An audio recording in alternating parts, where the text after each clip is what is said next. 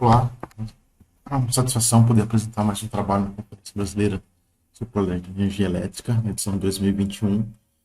E o nosso trabalho ele tem como tema a análise da efetividade dos descontos aplicados à TSE através da caracterização dos consumidores de baixa renda. Meu nome é Guilherme da Mata e eu venho aqui representar os meus colegas, Felipe de Souza e o honrado professor Benedito Bonato, que nos orientou e contribuiu para este trabalho. Passo aqui meus agradecimentos aos órgãos de pesquisa e à nossa universidade. A agenda dessa apresentação, uma breve introdução, um pouco sobre a subvenção econômica destinada à modestade da área social, as análises que a gente fez de caracterização do consumo e aí as nossas conclusões. Bom, o objetivo inicial do trabalho era fazer a comparação dos consumidores de baixa renda com os consumidores residenciais e analisar se, se realmente a gente poderia fazer uma caracterização olhando para dados de consumo. Como é um tema extremamente relevante, inclusive agora na pandemia, onde muitas famílias perderam renda, e aumenta as situações de vulnerabilidade socioeconômica, a gente espera contribuir para este discurso, as discussões de aplicação da tarifa social de energia e contribuir para este debate, que é tão importante para a sociedade. A tarifa social de energia elétrica ela foi instituída pela Lei 10.438 de 2002, ela prevê descontos evolutivos, conforme a faixa de consumo para esses consumidores que se enquadram nesses requisitos.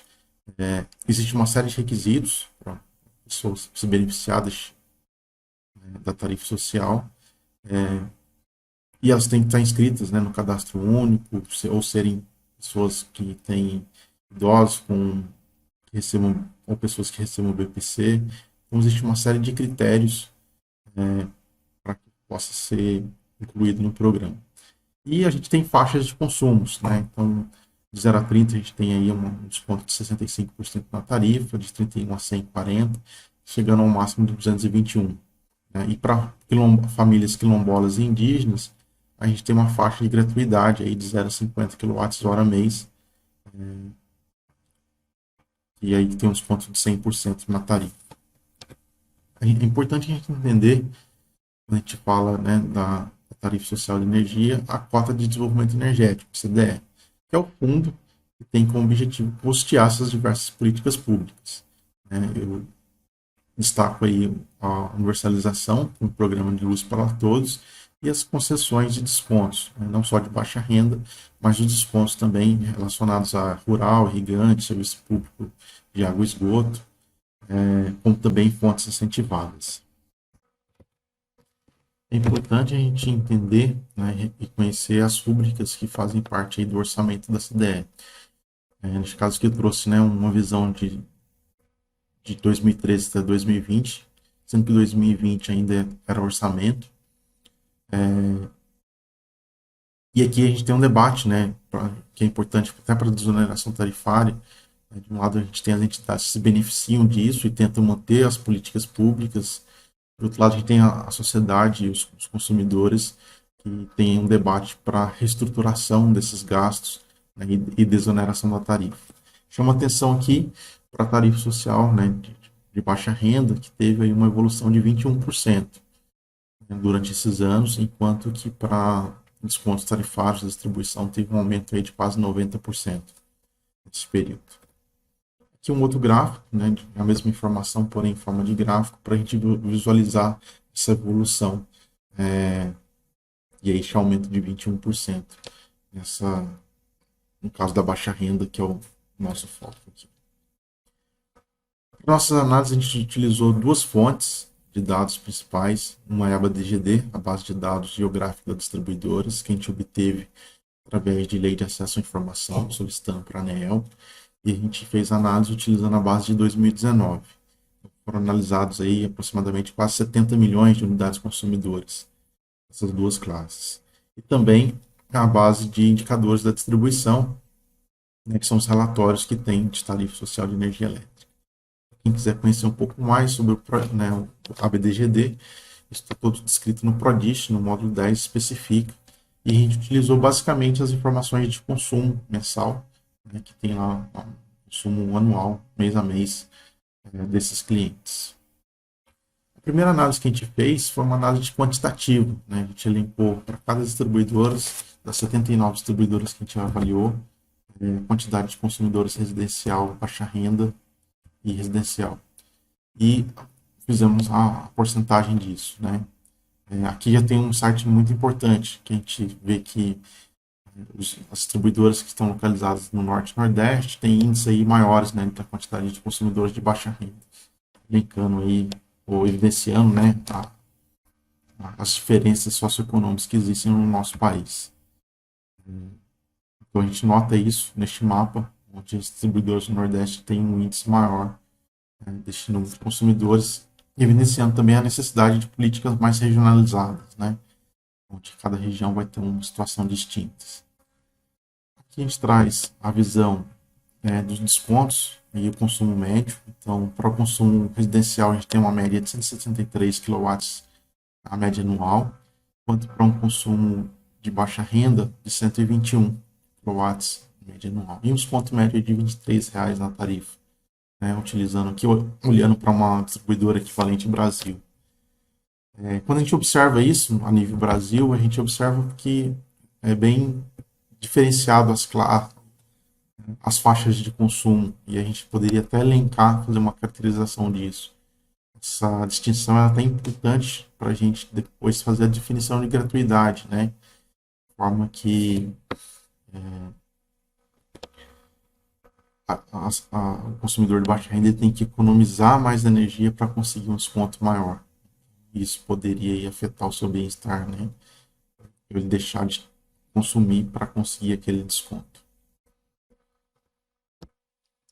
Quando a gente olha, apesar de a gente ter as médias bem definidas, bem claras, quando a gente olha para o dado de Blockspot, que é uma informação importante, a gente tem um desvio padrão aqui de quase 57 kW/hora. Então, existe uma variabilidade muito grande, né? Apesar da média ser quase que constante para as duas classes, a variabilidade de informações é muito diferente. Isso evidencia, né, a questão de diversas da regionalização mesmo. A gente tem diferenças regionais e específicas de cada uma das distribuidoras quando a gente olha separadamente.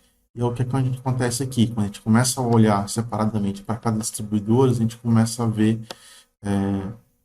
identificar situações bem distintas da média nacional, no valor, como também nessas discrepâncias entre as classes. No caso da Light, que a gente traz aqui, a gente tem uma diferença de aproximadamente 76 kWh de diferença, né? Talvez a maior diferença entre as distribuidoras analisadas no estudo, entre a classe residencial e a classe de residencial baixa renda. E aqui do lado a gente traz os histogramas, né, dessas duas classes, residencial e residencial baixa renda. Tal situação que não é observada, por exemplo, na Enel São Paulo, onde praticamente não há diferença entre essas classes, e na Enel chama também atenção, que é diferente do cenário nacional, onde a média de consumo dos consumidores de baixa renda, essa linha laranja, ela é superior aos consumidores residencial. Então, são pouquíssimos casos que isso acontece, evidenciando que realmente o setor, a região, né, ela vai fazer diferença nesse comportamento. Já a gente observa também pelos histogramas que a gente também não consegue fazer essa diferenciação clássica, olhando simplesmente para o histograma dessas duas classes. Bom, das distribuidoras analisadas, né, das 79, a gente viu que aproximadamente 20% das distribuidoras praticamente não há diferença de consumo, então a gente não consegue fazer essa caracterização. E nas demais, a gente tem, sim, essa possível fazer essas diferenciações clássicas de consumo, como acontece na CELP, né? A gente tem aqui um consumo muito semelhante durante o ano, acompanhando uma curva padrão, porém separado por faixas de consumo. Então, na CELP a gente conseguiria fazer essa distinção entre os consumidores de residencial e residencial baixa renda. Se a gente olha para regiões do Brasil, fazendo uma média por região, a gente tem um outro cenário, e um cenário também importante, né, mostrando que o menor consumo está na região Nordeste, depois para a região norte, e aí a região sudeste, centro-oeste e sul, já muito próximas uma das outras, né? Evidenciando aí as diferenças socioeconômicas que existem no nosso país, e aí já existem diversos estudos que a gente cita no trabalho que relacionam, né, o consumo com os indicadores socioeconômicos, e essa informação nada mais que evidencia também esses estudos e a necessidade de ter informações regionalizadas. Bom, por fim, algumas conclusões, né? A gente trouxe aqui, utilizou de algumas técnicas de exploração de dados, um alto volume de dados que a gente utilizou, que apesar de serem básicas, né, possibilitou a gente analisar este grande volume e fazer análise individual de cada distribuidor, né? Aí evidenciando essas especificidades que a gente trouxe alguns exemplos aqui. Temos mais por falta de tempo também na apresentação. A gente observa que não é possível a gente fazer uma distinção simplesmente olhando para o consumo, entre o consumidor de baixa renda e o consumidor convencional. O perfil de consumo ele é muito semelhante, né, durante os anos. Em alguns casos ele vai ter aquele deslocamento de curva, porém não tem nenhuma alteração da forma muitas vezes, né? E aí isso reforça também a necessidade de a gente ter uma revisão daquelas faixas de gratuidade, né, de forma que a gente não comprometa o bem-estar de uma família. Geralmente as famílias têm um número maior de pessoas. Bom, o modelo, a gente entende que o modelo ele cumpre com o seu objetivo, né, contribuindo para a capacidade de pagamento das pessoas, das famílias contra a energia. Mas a gente entende que faz necessário ampliar esses benefícios focados nos consumidores de maior situação, de maior vulnerabilidade, né, social. Considerando o orçamento da CDE, a gente entende que também é necessário uma implantação de um plano de redução estrutural das despesas, né, buscando aí soluções mais sustentáveis, diminuindo os subsídios que tem aí sobre irrigação, agricultura, água, esgoto e atividade rural. A gente entende que para trabalhos futuros a gente espera propor cenários de melhorias de aplicação e correlacionar os dados de consumidores com os indicadores sociais, fazendo aí também uma análise de impacto desses cenários propostos.